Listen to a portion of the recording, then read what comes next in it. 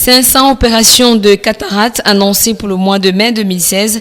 C'est l'opération lancée dans le cadre du projet Action Lumière, financé par la Chine et mise en œuvre au Cameroun à travers le ministère de la Santé publique, l'hôpital gynéco-obstétrique et pédiatrique de Yaoundé et l'hôpital de Mbalmayo ont été retenus comme cadre des interventions chirurgicales.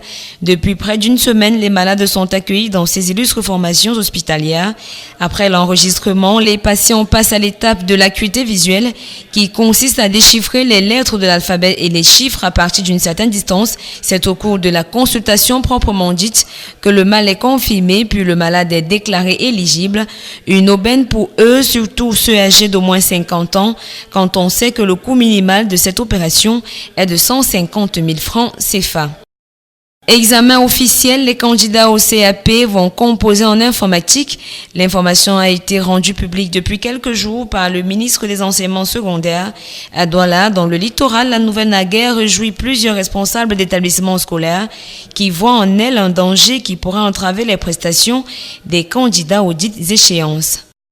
La 130e édition de la Fête du Travail pointe à l'horizon. Le thème retenu cette année est plutôt évocateur vu le contexte actuel vécu dans l'environnement professionnel. Responsabilité des entreprises et des syndicats pour un travail décent. Voilà donc le thème retenu pour 2016. Et pour l'occasion également, 3350 médailles seront attribuées aux travailleurs du secteur public, privé, civil ou militaire.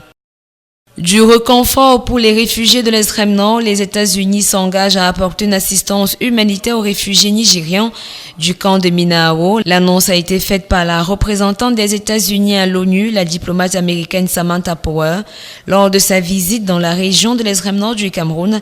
L'occasion était donc propice pour répertorier les besoins humanitaires de ces réfugiés déplacés internes dans la ville de Mokolo. Samantha Power, accompagnait l'ambassadeur des États-Unis au Cameroun, Michael Oza, et le gouverneur de la région de l'extrême nord, Midi Awabakari, a échangé avec les réfugiés sur leurs conditions de vie et les difficultés auxquelles ils font face. En plus de l'appui humanitaire comme début de solution, le gouvernement américain va assister le Cameroun dans la relance des activités économiques et la reconstruction des localités détruites par les terroristes Boko Haram.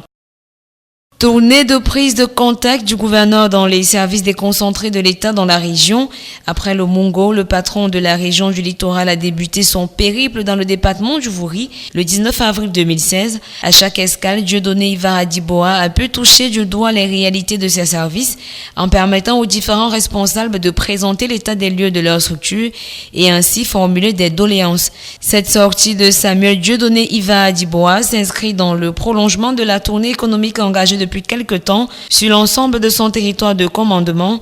Ce périple qui s'achève ce 20 avril dans le Vouri permettra au gouverneur de mieux connaître le fonctionnement des services déconcentrés de l'État dans le département siège de la région du littoral.